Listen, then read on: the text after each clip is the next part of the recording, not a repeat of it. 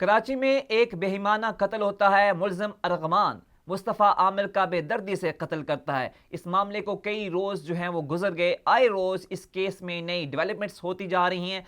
आज हमारे साथ मौजूद हैं इस केस के तहकीकाती अफसर। उनसे जानेंगे कि इस केस में अब तक क्या डेवलपमेंट्स होती आई हैं, और उनसे जानेंगे कि अब तक के इकट्ठे किए गए शवाहिद से क्या मुलजिम को करार वाकई सज़ा मिल सकती है। तो हमारे साथ मौजूद हैं जो है इस केस के तफ्तीशी अफसर।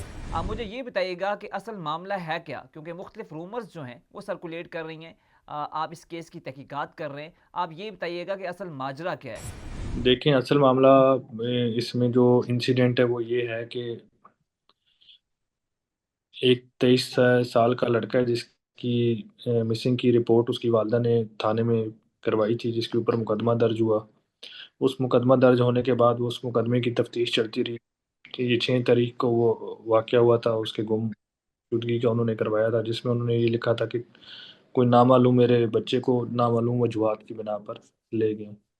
उसके बाद 25 तारीख को 25 जनवरी को इनको एक रैंसम की कॉल आई है तवान की। उस तवान की कॉल के बाद ये हमारे के जो सेल है, ये इस दादे अगवा बरए तवान का सेल है, तो हमारे पास इसकी तफ्तीश आई थी। इस दौरान इसमें हमारे साथ दूसरे मुतलका इदारे भी थे, जैसे CPLC का एक इदारा है जो हमारे साथ ये अगवा बरए तवान के केसेस को देख। डिस्ट्रिक्ट पुलिस भी थी, इस पे काम कर रही थी, इन्वेस्टिगेशन की CPLC थी। तो हमने इस पे काम शुरू किया, तो हमें जिस बंदे का इन्होंने जो हमारा प्राइम सस्पेक्ट था उसके घर का हमने सर्च वारंट लेके जब हमने उसके ऊपर रेड की, तो वहाँ से हमें जो है वो एक तो हमने उसको अरेस्ट किया जो मरकजी मुल्ज़म था इसका। दूसरा, उसके घर से कुछ ऐसे शवाहिद मिले जिसमें उसकी मौजूदगी का इल्म हुआ कि जिसमें खून के सैंपल थे, जब हमने भेजे और इसके पेरेंट्स से मैच कराए तो वो खून के नमूने मैच कर गए।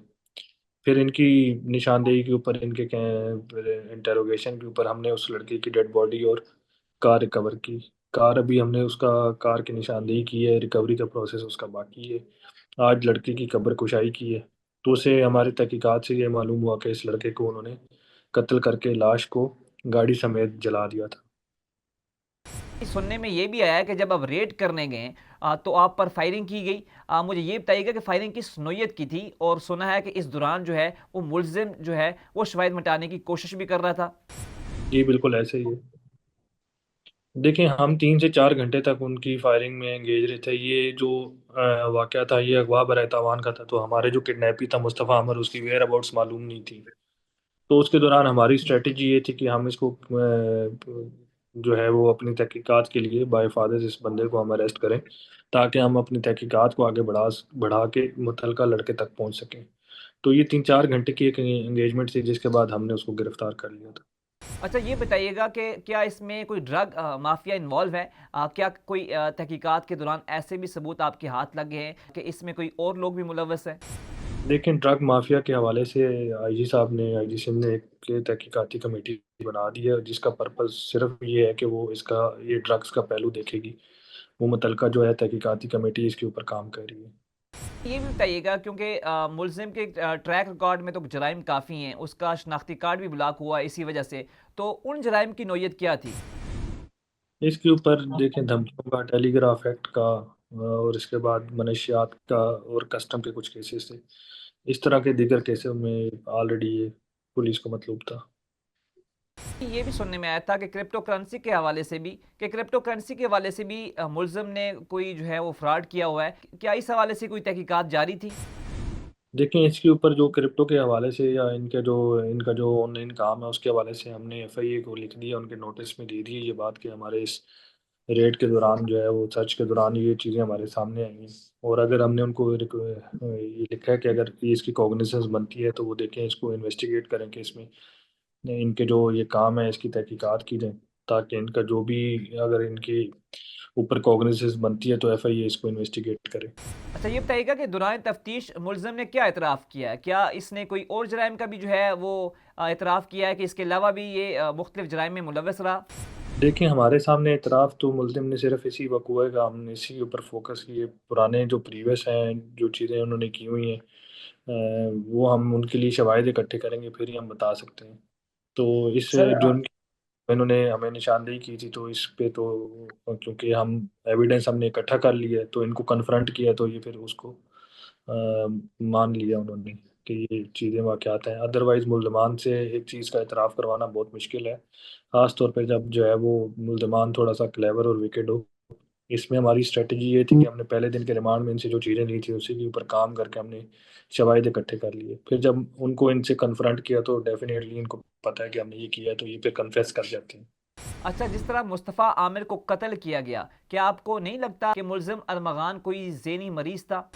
जी, इस तरह का ये एक डेफ़िनेटली कोई भी मुल्ज़िम जो इस तरह का हीनियस ऑफ़ेंस करेगा, वो कोई भी एक नॉर्मल इंसान नहीं होगा।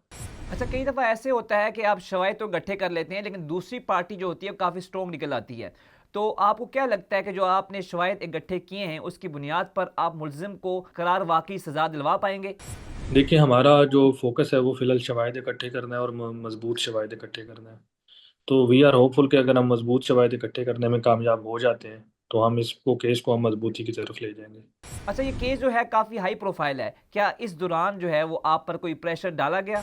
देखिए, इसमें प्रेशर जो है वो इसका केस का इटसेल्फ प्रेशर होता है। एक हाई प्रोफ़ाइल केस में आप हमेशा तहकीकात जितनी भी कर रहे होते हैं, उसके ऊपर टाइमली आपको रिस्पॉन्ड करना पड़ता है। चीज़ों का पेस तेज़ करना पड़ता है। अदरवाइज़ हमारे तकरीबन हर कॉर्नर से इसके लिए सपोर्टिव रहे हैं। इसमें हमें वफ़ाकी इदारों ने सपोर्ट की है, खुफ़िया इदारों ने सपोर्ट की। इसके ऊपर हमें इवें इवन के आईजी साहब की फुल सपोर्ट थी, डीआईजी साहब की हमारे ऊपर टीम की सपोर्ट थी, सीपीएलसी का इदारा हमारे साथ था। तो इसमें हमें सपोर्ट भी काफ़ी मिली है इस केस को हल करने में। तो प्रेशर तो इस पे इटसेल्फ उस चीज़ का प्रेशर था कि इसको हम टाइमली सॉल्व कर लें, जो क्योंकि ये एक ऐसा मामला हाई प्रोफ़ाइल हो गया था कि इसमें हम डेली प्रोग्रेस फ़ीड कर रहे थे। अच्छा, मुख़्तलिफ़ ख़बरें भी आ रही थी कि इस केस में किसी लड़की का भी जो है वो चक्कर है। क्या ऐसे कोई शवाहिद मिले हैं कि इस केस में कोई लड़की भी मुलव्वस है या उसका कोई चक्कर है? देखिए, लड़की का ज़िक्र जो है वो काफ़ी इस केस के हवाले से काफ़ी चीज़ें सामने आई थी जो आहिस्ता-आहिस्ता, लेकिन हम उन चीज़ों को फ़ोकस करेंगे जिनके शवाहिद मिलेंगे। तो लड़की का इसमें इसमें लड़की का इसमें ताल्लुक इनके इस वाक़ये में नहीं है। वो इस मुस्तफ़ा की जो एफआईआर है या इनके हवाले से जो मामलात हैं, उसके साथ नहीं है। वैसे उनकी डीएनए की रिपोर्ट में एक लड़की के खून का सैंपल मिला है, जिसके ऊपर ये तहकीकात हम कर रहे हैं कि किस लड़की के है। लेकिन इस केस के हवाले से या मुस्तफ़ा के हवाले से उसका अभी कुछ चीज़ें सामने नहीं आई। अच्छा, दौरान तफ्तीश मुलजिम से जब आपने स्टेटमेंट ली या आपने उसकी तफ्तीश की, तो उसने क्या बेसिक वजह बताई कि इस जुर्म की करने की वजह क्या बनी? क्या वो वजह बनी कि जो मुलजिम था वो इस हद तक गया कि उसने इस बेदर्दी से जो है वो मुस्तफ़ा आमिर का कत्ल किया? देखें, बज़ाहिर अभी तो बज़ाहिर देखें इसमें ये भी लगता है कि ये एक-दूसरे के साथ ये मिलते-जुलते थे। मुस्तफ़ा के ऊपर भी ये ड्रग्स और वीड इकट्ठी करते थे, इनके आपस की चपकलिश भी थी। पहले इसने इसको थ्रेट्स भी की हुई थी, मुल्ज़िम ने। अब उसमें इन्होंने काफ़ी हद तक जो है वो इनके मामलात वो ये भी उसको एप्रीहेंशन थी मुल्ज़िम को कि वो इनका सेटअप कॉपी करना चाहता है। इस तरह के दीगर मामलात थे, काफ़ी चीज़ें थी। अभी कोई हतमी चीज़ हमारे सामने इनकी जो वजह अनाद है, वो कोई हम उसको अभी हम करेंगे सबूत आने के ऊपर हम वाज़ह करेंगे। मोटिव इसका हम डिटरमिन। अच्छा, आज कब्र कुशाई भी थी, तो क्या इससे कुछ मज़ीद शवाहिद भी मिले हैं? ये 11 के करीब सैंपल हमने भेजे हैं उसको, उससे हम लेकर डीएनए लैब जो मुतल्लिक़ है उसमें जमा करवाएँ। जो अभी तक शवाहिद इकट्ठे किए गए हैं, तो क्या ये शवाहिद इस बात को साबित करते हैं कि मुलज़िम ने जो है वो इस घिनौने फ़ेल का जो है वो इर्तिकाब किया है? जी, मुल्ज़िम ने ये हमारी जो पहली लीड थी वो मुल्ज़िम का बयान ही था जो हमें इसने दिया था। इसी ने लीड मुहैया की थी कि इसके साथ एक को-एक्यूज़्ड भी है, उसका नाम इसने बताया था। जब हमने को-एक्यूज़्ड लिया तो हमने काफ़ी ज़्यादा चीज़ें इसकी रिवील की थी। जी, बहुत शुक्रिया आपने टाइम दिया। नाज़रीन, जैसा कि आपने सुना जुर्म किस नौइयत का है, शवाहिद कहाँ तक इकट्ठे किए गए हैं, मुलज़िम इससे पहले किस नौइयत के जराइम में मुलव्वस रहा, क्या-क्या उसने जुर्म किए, जब ये रेड करने गए तो उनके साथ क्या वाक़या पेश आया, कब्र कुशाई के दौरान क्या शवाहिद मिले, ये तमाम तर चीज़ें आपके सामने रखी गई। हमें दीजिए इजाज़त, अपना ख्याल रखिएगा। अल्लाह हाफ़िज़।